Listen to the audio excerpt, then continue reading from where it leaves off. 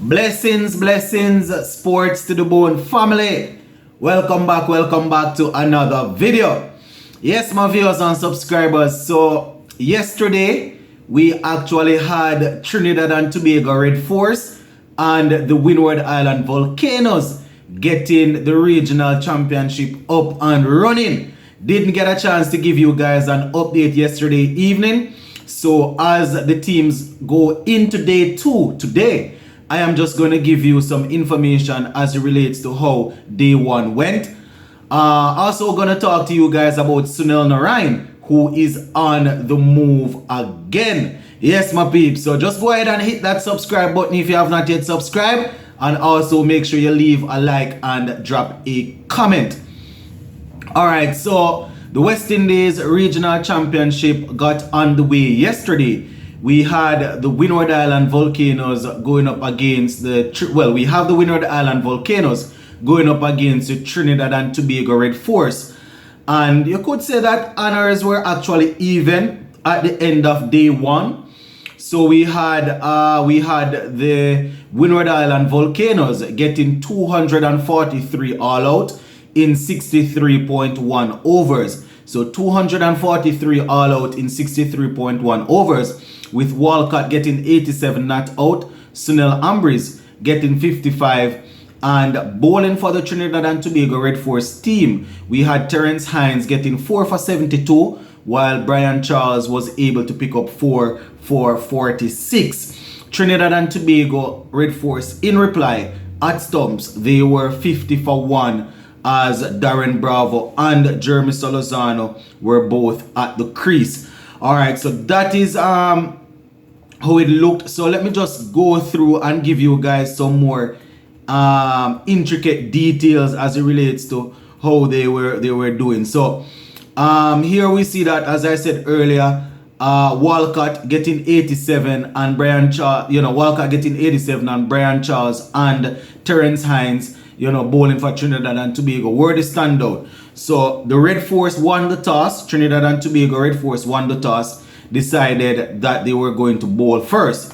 Now, you can say the decision was rewarded pretty early. Terence Hines, he was actually able to remove the former West Indies captain Kimani Milinos pretty early for just 4 runs, and that was in over number 3. So he was the first man to be dismissed. Hines came again, and his second victim was just 2 overs for later, as he was able to remove Hodge, caught behind for a duck. So that's how things started off for the Winward Island Volcanoes. Robinson came and he was there trying to help to repair things. He was then dismissed for a patient 14. He made 14 of 40 balls, and this is where the repair started, my viewers and subscribers.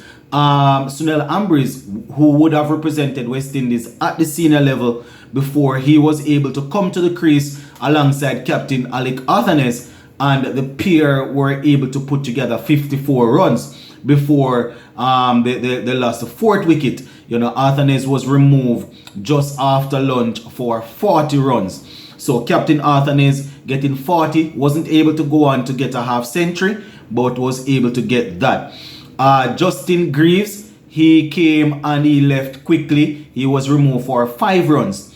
So that little repair there, after Athanes fell, they lost another wicket, as I said. Sunil Narine, he was eventually dismissed for 55, and that was actually his 15th first class 50. So Narine doing his thing there. So after they lost those couple of early wickets, my viewers and subscribers, they had a fight back in the middle order. We had Walcott and Ryan John. They were able to combine and put the Trinidad and Tobago Red Force bowling on the back foot, as they put together 98 for the 7th wicket. 98 for the 7th wicket.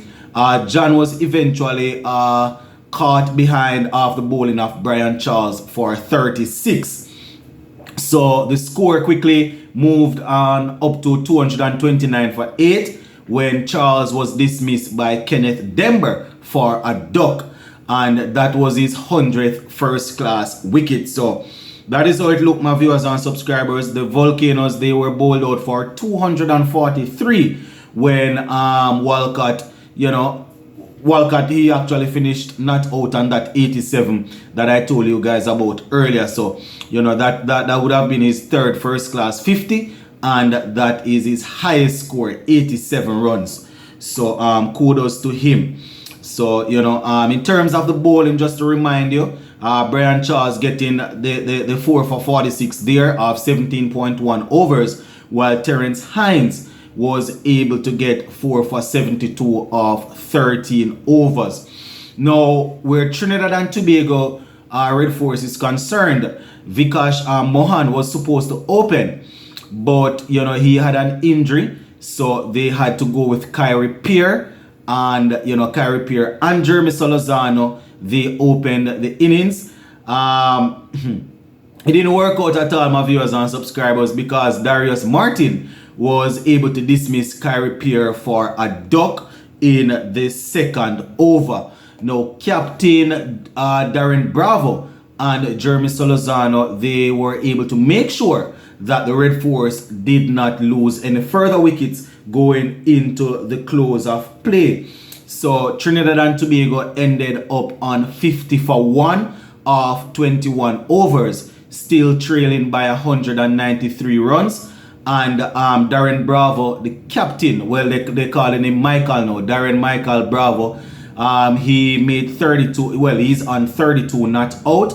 Solozano is on 18 not out. So that is how things are actually looking, my viewers and subscribers, in that game there between the between the Trinidad and Tobago Red Force and the Winward Island Volcanoes. So gonna keep a close eye on things today. So, hopefully by the end of the day's play, I will be able to give you guys a quick recap so you can know how the day would have went. Also, the other games that are slated to play, you don't have to worry yourself, my viewers and subscribers.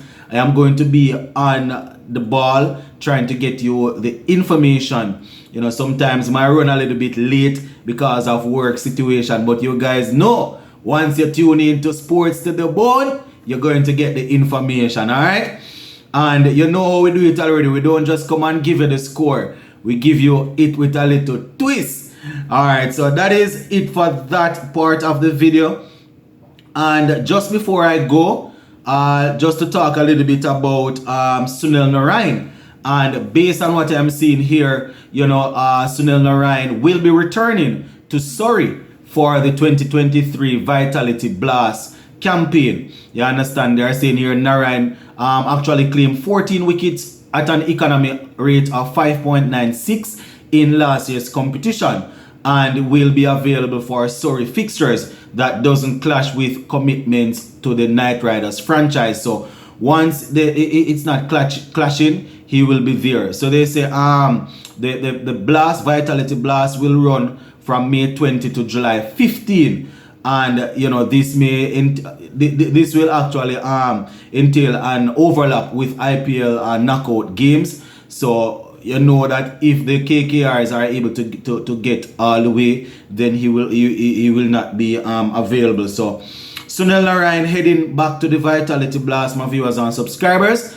I am thinking that probably further down in the week we will hear if we're gonna have a few other West Indians going over there. But as of now, that is basically it, my viewers and subscribers. Hope you all enjoy this video, and remember to leave a like on the video. And if you listened, you have not yet subscribed, just go right ahead and subscribe, become a part of the family. Big up on yourself.